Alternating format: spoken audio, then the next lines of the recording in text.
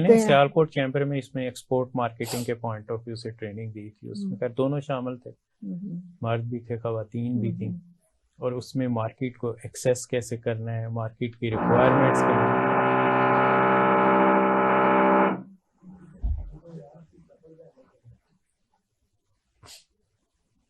तो ये कोई ड्रिल से काम कर रहे हैं, तो मार्केट को कैसे आपने एक्सेस करना है, कौन कौन सी मार्केट्स हैं, तो डिफरेंट मार्केट्स की रिक्वायरमेंट्स क्या हैं, स्टैंडर्ड्स क्या हैं, उन स्टैंडर्ड्स पे आप पैकिंग कैसे करेंगे, प्रोडक्ट प्रिपेयर कैसे करेंगे, ये बहुत जरूरी है, इसको होना चाहिए। बिल्कुल जी डॉक्टर साहब, पंजाब यूनिवर्सिटी में अगेन इस पॉइंट ऑफ व्यू से ट्रेनिंग एंड डेवलपमेंट का तो बहुत होता है, एजुकेशन भी है, तो कुछ स्पेसिफिक एक्टिविटी भी जनरेट होती हैं? जी डॉक्टर साहब, उसमें ऐसा है कि हमारा एक तो बिजनेस इंक्यूबेशन सेंटर है जी, वहाँ पे उसको ज़्यादा अरसा नहीं हुआ, थोड़ा अरसा हुआ है, लेकिन वहाँ पे जो है वो आए हैं नौजवान, उन्होंने काम वहाँ पे शुरू किया है, और मैं ये समझता हूँ कि वो भी एक सक्सेस स्टोरी है कि वहाँ पे हमने लोगों को जगह दी बैठने की, और उनको गाइड भी करते हैं, उनके लिए ट्रेनिंग का भी इंतजाम किया। आपके जो बेस्ट होंगे ना उनको हम बुला के यहाँ पे भी एक प्रोग्राम करेंगे। जी जरूर, किसी वक्त उनके साथ और एक वहाँ जाके कराएंगे। जी बिल्कुल बिल्कुल करेंगे। इसके अलावा डॉक्टर साहब ऐसा है कि हमारा एक अपना सिस्टम है यूनिवर्सिटी का, इंडस्ट्री के साथ लिंकेज का, और एक के नाम का हमारा एक ऑफिस होता है। उस ऑफिस का यही काम है कि वो इंडस्ट्री के साथ और कमर्शलाइजेशन के जो प्रोजेक्ट्स हैं उस पर काम करे। तो हमारे यहाँ जो है वो अप्लाइड साइंसेज जिसे आप कह लें उसके डिपार्टमेंट्स हैं, जैसे इंजीनियरिंग के शोबे हैं, 5-6 किस्म की इंजीनियरिंग हम ऑफर करते हैं अपनी यूनिवर्सिटी में। एग्रीकल्चर का शोबा है, फार्मेसी का शोबा है, तो ये शोबे सारे अप्लाइड नेचर के हैं। जी। तो हमारा जो है वो उनकी जो रेलिवेंट इंडस्ट्री है उनके साथ रब्ता रहता है। हमारी यूनिवर्सिटी में जो है वो एक्सपो भी लगती रहती हैं, जो है वो इंडस्ट्रियल प्रोजेक्ट्स की। जी। तो इंडस्ट्री के लोगों के बुला के हम लेक्चर्स करते हैं, अपने स्टूडेंट्स के हम इंडस्ट्री में जाके विजिट्स भी कराते हैं, और उनकी इंटर्नशिप की भी अपॉर्चुनिटी हम इंडस्ट्री में देखते हैं। तो हमारा एक अच्छा लाइजॉन है इंडस्ट्री के साथ, तो इस पे हम लोग काम करते रहते हैं। नए आइडियाज़ भी आते हैं, इंडस्ट्री से हम प्रोजेक्ट्स भी लेके आते हैं, उनके लिए हमारे जो रिसर्चर्स हैं वो काम करके उनको देते हैं। बिल्कुल आपने ठीक है, इंडस्ट्रियल एकेडेमिया लिंकेज बहुत इंपॉर्टेंट एरिया है।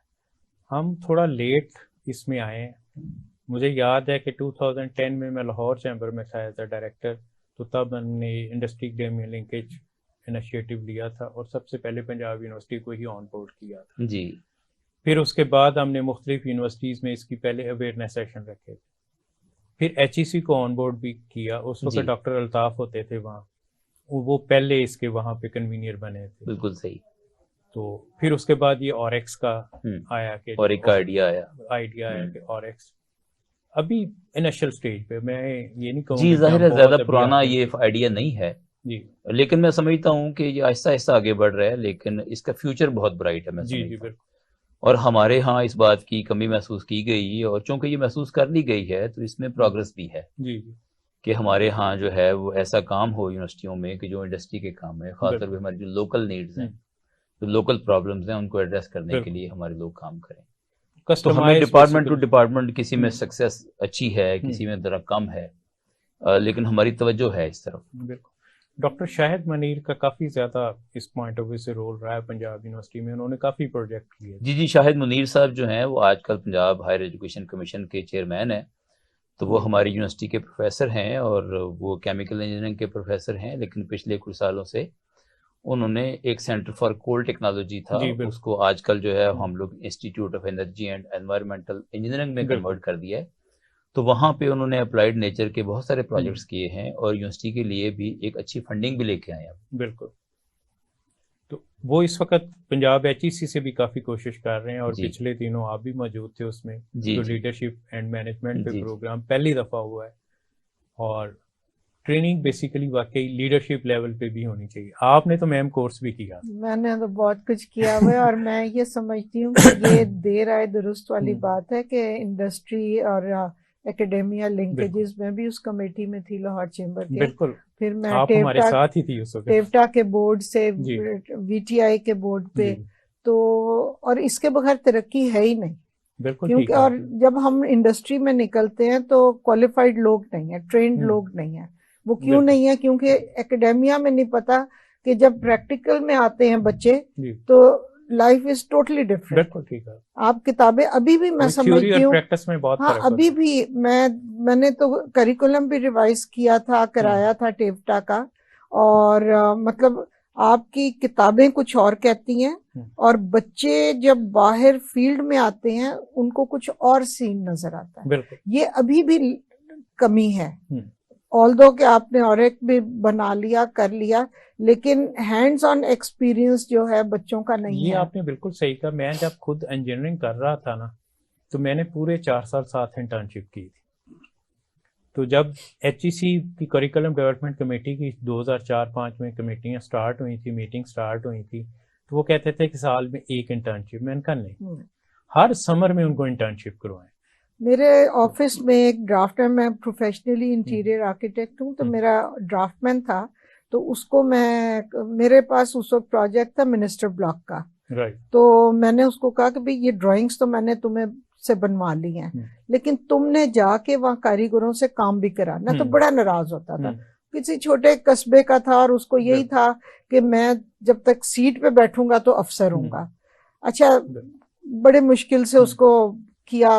फिर उसके कोई चचा थे, मामू थे सऊदीया में, तो जब उसको मेरे से इजाजत लेके वो गया कि मैं अब जाना चाहता हूँ, मैंने कहा जरूर जाओ, तरक्की हर एक का हक है।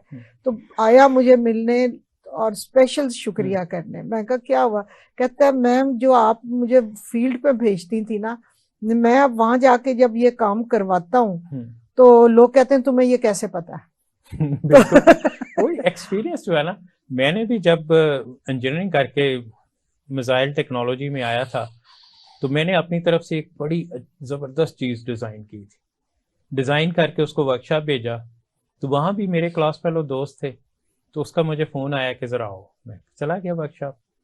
वो मुझे कहता है कि ये तुमने डिजाइन तो कर दिया है, हमारे पास तो मशीनरी नहीं इसको बनाने के लिए। तो मैंने फिर वो पूरी वर्कशॉप जाहिर है उसका विजिट किया, सारी मशीन्स देखी, मशीन्स का साइज देखा क्या है, फिर मैंने उसको रीडिजाइन किया।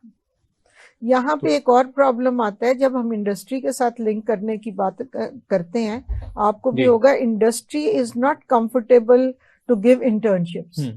ये बहुत बड़ा है, क्योंकि पता नहीं उनको क्या है कि स्टूडेंट्स हैं, और अगर वो सीखेंगे नहीं तो आपकी इंडस्ट्री कैसे तरक्की करेगी। नहीं, मेरा ख्याल है एक कल्चर बनाने की जरूरत है हमारे मुल्क में, चूंकि ये आइडिया बहुत पुराना नहीं है, नया है, तो यहाँ पे कल्चर नहीं है। मैम की बात बिल्कुल सही है कि इंडस्ट्री से हमें बाज़ मसाइल आते हैं, बच्चों को एक्सेप्ट करने में आमतौर पर पसोपेश करते हैं। तो मेरा ख्याल है कल्चर बनाने की ज़रूरत है। जहाँ यूनिवर्सिटियों को समझने की ज़रूरत है कि बच्चे को इंडस्ट्री में ज़रूर भेजना है, वहाँ इंडस्ट्री को भी समझने की ज़रूरत है कि हमारी कौम के बच्चे हैं। तो जैसे उनका है ना वो कॉर्पोरेट सोशल रिस्पॉन्सिबिलिटी का कॉन्सेप्ट है कि उन्होंने कुछ खर्चा जो है वो करना है सोशल, तो उसमें इश्यूज पे, तो मेरा ये ख्याल है कि इसको भी अपनी सोशल रिस्पॉन्सिबिलिटी समझें कि एक ऐसा बच्चा जिसको कुछ नहीं आता या बहुत थोड़ा आता है, उसने लैब में थोड़ा सा सीखा है, तो उसको वो मौका दें। ये है भी रिस्क एक, लेकिन ये है कि उसको मौका दें कि वो अपने मुल्क के बच्चों को ट्रेन करने में अपना हिस्सा ले रहे हैं, अपने हिस्से का काम कर रहे हैं। तो मैं समझता हूँ कि कल्चर बन जाएगा आहिस्ता आहिस्ता। इसमें डॉक्टर साहब एक और मसला है कि हमारी, मैं गवर्नमेंट को बार बार कहती हूँ इस सीट पे जब से आई हूँ कि हमारी पॉलिसीज ऐसी नहीं है। हमने एक्सपोर्ट को प्रायोरिटी कभी दी नहीं है।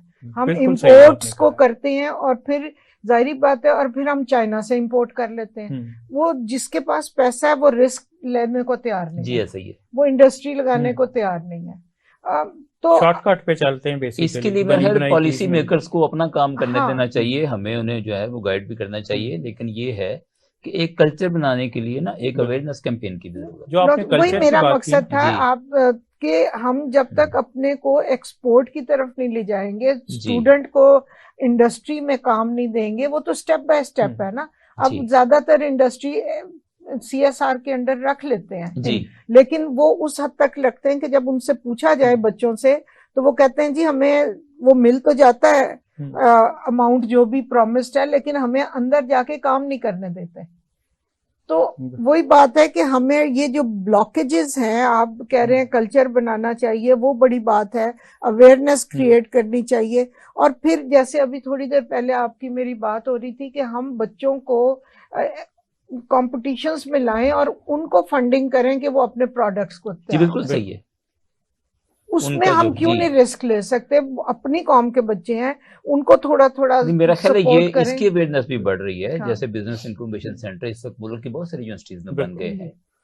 तो मैं ये समझता हूँ कि इसमें अपनी एक सक्सेस स्टोरी है कि भाई इसमें बहुत सारे बच्चे जो हैं वो कामयाब रहते हैं, बहुत सारे नाकाम भी होते हैं, लेकिन मैं समझता हूँ कि यही एक तरीका है कि बच्चों को हम लेके आगे बढ़ें और इस मुल्क में लेके आएं। तो मैं ये समझता हूँ कि इंडस्ट्री का अपना रोल है, एकेडमिया का अपना रोल है, गवर्नमेंट का अपना रोल है, और हमारे आप जैसे जो थिंक टैंक हैं या जो बैठ के सोचते हैं इन मौजूआत पे, उनका अपना रोल है कि हम लोग इस मीडिया के जरिए से, इस कैमरे के जरिए से हम इसकी अवेयरनेस पैदा करें, अवाम के अंदर भी पैदा करें, इंडस्ट्रीज के अंदर भी पैदा करें, और गवर्नमेंट को भी हम गाइड करें कि किस तरह की पॉलिसी मेकिंग होनी चाहिए।